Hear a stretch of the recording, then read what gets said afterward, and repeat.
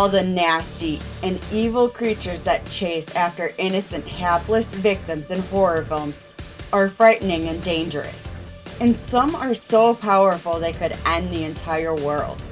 Unstoppable except for maybe through some strange ritual or ancient relic. But that only temporarily slows them down. Before we begin, please like, share, and subscribe to our channel. Every new sub helps us achieve our goal and keeps us motivated to create new content. With that being said, I'm your host, Jamie, and here are the 10 most powerful and dangerous horror villains. Number 1. Freddy Krueger. Legendary horror filmmaker Wes Craven introduced us to the iconic 80s slasher villain with Freddy Krueger in his 1984 classic horror film, A Nightmare on Elm Street. A group of teens have started to see the same horrendously burned man with razor blade gloves in their dreams. He stalks and attacks them in their nightmares, and they consequently wake up with injuries in the real world. When Tina dies, having been elevated into the air by some unseen force and slashed across the torso, her best friend Nancy Thomas starts uncovering the truth with her boyfriend, played by a young, wide-eyed Johnny Depp, that Freddy Krueger was in fact a real person exacting his revenge on the children of those who murdered him. The series boils down to good versus evil. Wes Craven grew up as a fairly sheltered Catholic, and that iconography certainly is most prominent in the original film. In one memorable scene, Freddy Krueger appears to be trying to travel from the dream world to the real world through the protagonist Nancy's wall. The emblematic scene of the series in which the indentation of Freddy's face is pressed on the wall. In doing so, he knocks off Nancy's cross, but it also seems to prevent him from crossing over. In the lore, Freddy Krueger was once a mortal man known as the Springwood Slasher. In A Nightmare on Elm Street 3, Dream Warriors, we learned he was born of a nun who was raped by 1,000 men in an insane asylum. He was dubbed the bastard son of 1,000 maniacs. In A Nightmare on Elm Street 4, Dream Master, we learn the more souls he has, the more powerful he is. Part 3 and Freddy vs. Jason confirm that his power is also derived from being known and feared. In Freddy's Dead, The Final Nightmare, it's also explained that dream gods granted Freddy his powers because he has a truly evil soul. So at best, he can only be eliminated temporarily. Otherwise, he has godlike, albeit fluctuating powers, particularly over the domain on the dream world. Don't sleep on Freddy. Watch him over on YouTube, Google Play, Fandango, and Prime.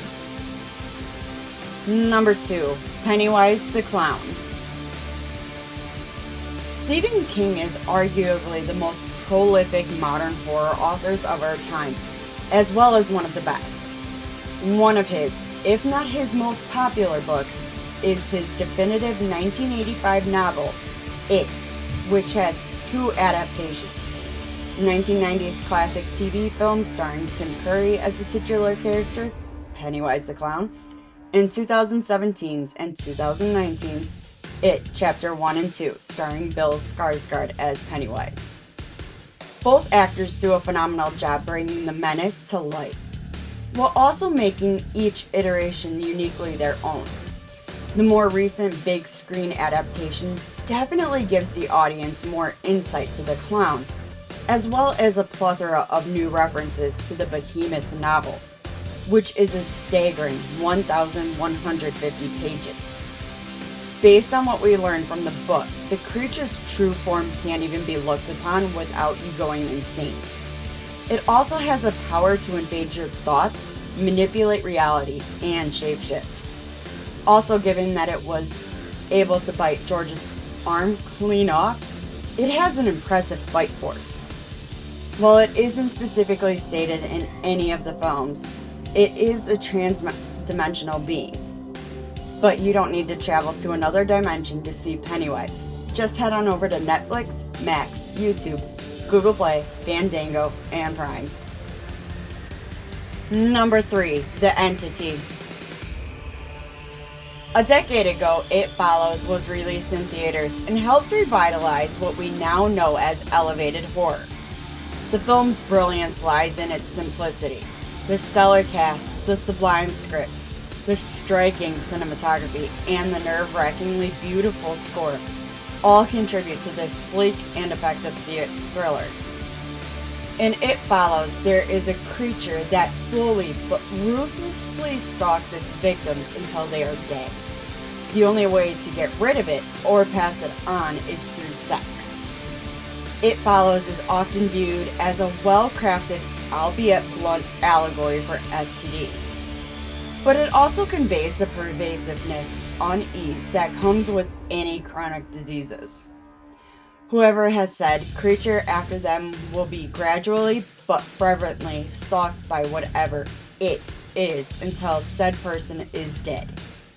Even if the carrier passes the creature on, the creature can still come back around to them if the new carrier dies. Either way, any survivor will live with dread and paranoia because the creature can look like anyone, living or dead. If that sounds familiar, 2022's Smile did a take on this concept and also used it quite effectively. While the characters in It Follows do cause harm to it by shooting it, even electrocuting it, it's evidently extremely powerful and seemingly immortal. It Follows never reveals said entity as supernatural, and I hope it's kept that way. It Follows follow-up, They Follow, may give us some more insight on the creature or creatures. For now, the idea that it is an unseen creature, possibly one that is native to the earth, just ancient and the actual top of the food chain, is far more intriguing. What we've seen in the first film is that it is stalwart, and its ability to go undetected by the naked eye by everyone not infected only makes it that much more dangerous. Don't drag your feet and watch It Follows on Max, Sling, YouTube, Google Play, Fandango, and Prime. Number 4, The Thing. The original The Thing from Another World graced the big screen in 1951 and was penned by one of the most versatile filmmakers of classic Hollywood cinema, Howard Hawks. Hawks helmed such classics as The Big Sleep, Rio Bravo, Gentlemen Prefer Blondes, and the 1932's Scarface. In The Thing from Another World, the original storyline involves a group of naval pilots who are summoned by scientists who discover a UFO in the Arctic. Inside is a creature frozen in the ice which they thaw out. This particular creature is a plant-based humanoid with some superhuman strength, but it is relatively easy to kill. Regardless, The Thing from Another World would go on and earn its place as staple of 50s sci-fi. Cut to 1982, where director John Carpenter's visionary remake takes practical gore effects, as well as themes of isolation and paranoia, to a whole new level. Its creature is also exponentially more powerful. Carpenter's The Thing reflected Cold War era themes of distrust, as the ensemble consists of Americans in the Arctic concerned about Russian spies.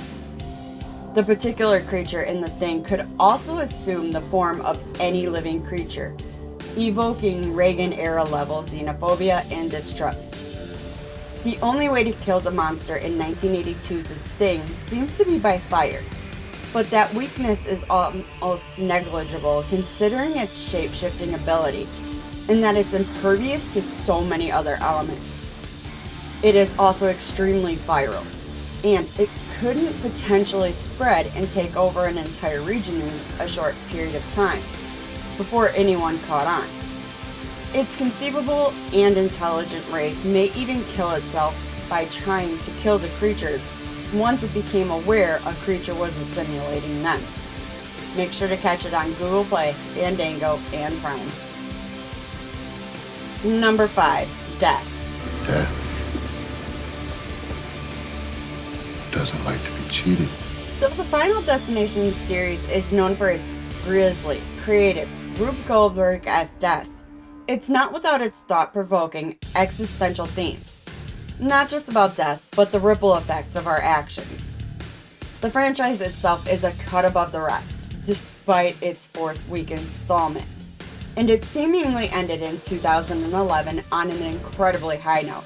If you know, you know. Final Destination is a supernatural threat slasher, with the killer being the ultimate one, Death himself. For the most part, Death is portrayed as a neutral entity. However, if you cheat him, he comes after you in a calculated, unapologetically brutal manner. Some of the deaths in the series are so elaborate that they are on the verge of torturous. Death is an entity that cannot actually be stopped or destroyed. At best, they are momentarily thwarted. The Final Destination films go on to essentially demonstrate everyone's death is planned. The idea of death's design comes from the funeral director in the original, played by the late horror legend Tony Todd, otherwise best known as Candyman. Many fans suspect that Todd's character is the manifestation of death, as he shows up to some capacity in 4 of the 5 films. In Final Destination 3, Todd lent his voice that was used for the devil statue in the amusement park. His character has far too much insight on the inner workings of death, even for a mortician. Regardless, this theory definitely adds a dynamic to the character as opposed to him just having a baritone articulate exposition. Don't cheat Death.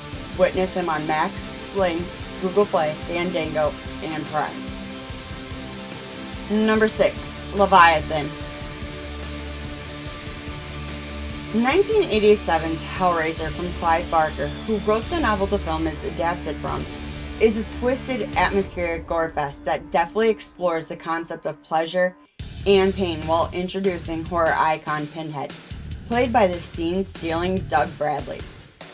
The original had a group of Cenobites, which are released when the puzzle box is opened, to perform extreme sadomasochistic acts that Pinhead was part of. But Pinhead became the icon of the franchise, thanks to his striking look, his penetratingly deep and gravelly voice, and a sizzling performance from Bradley. However, the Leviathan was not introduced until 1988's Hellraiser 2: Hellbound. The Leviathan in the Hellraiser franchise was an ancient being that created the Cenobites to squash out chaos in the world. It also feeds on the souls of humans, as it has deity-level powers. Considering it's the ruler of the underworld with powers that make the Cenobites look like parlor tricks, as it didn't just create them, but can literally make one relive past memories with its black beam of light.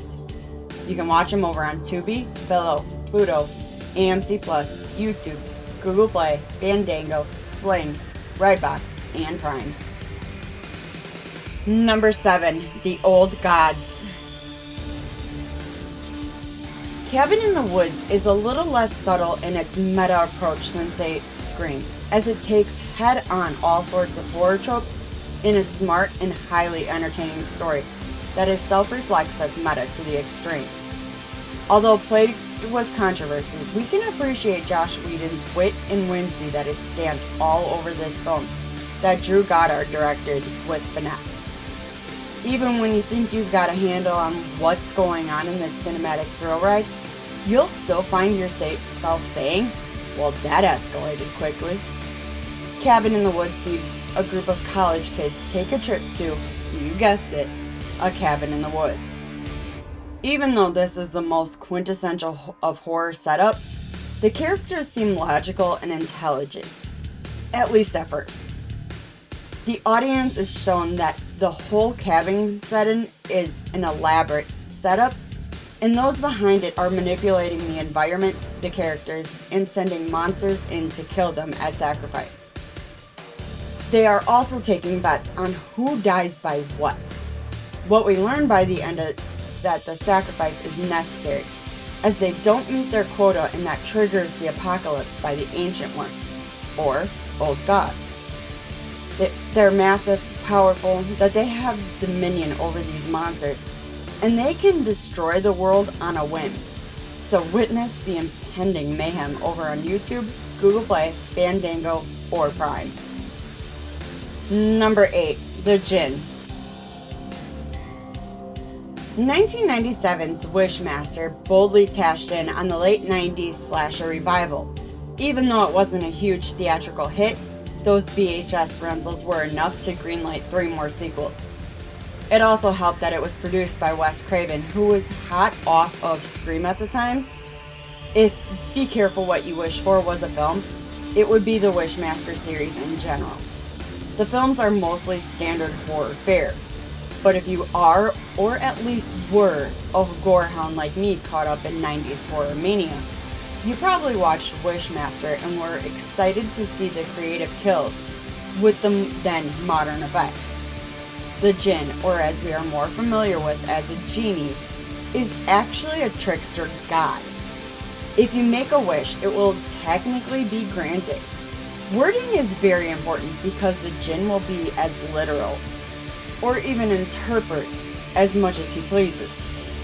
In Wishmaster 4, the character wishes for killer sex, so buckle up for that one. And the Djinn in the Wishmaster series is not neutral, he is evil. He truly has infinite cosmic power as he has agency over reality, but with an asterisk. The Djinn has to be released. In this series, it's from an opal, and said releaser has to wish. Sure, there are some guardrails for the Djinn, but once the wish is made, the danger is lethal. Check them out over on YouTube, Tubi, Pluto, Plex, Freevee, Google Play, Fandango, or Prime. Number 9. The Tall Man. 1979 sci-fi fantasy horror Phantasm revolves around a town in which people are murdered by a mysterious, seemingly supernatural figure known as the Tall Man, played by Angus Scrimm. The Tall Man is the town mortician as he has abilities that include being able to shapeshift, as well as raise the dead.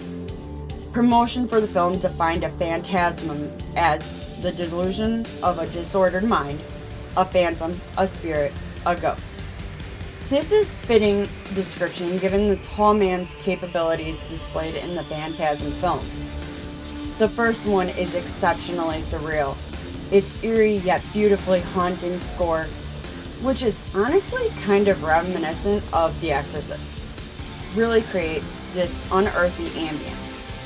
If you told me Phantasm was a David Lynch film, I would believe you. As far as lore goes, the Tall Man is a human with superhuman strengths. Although with all his abilities, especially necromancy and even telekinesis, this makes him exceptionally dangerous.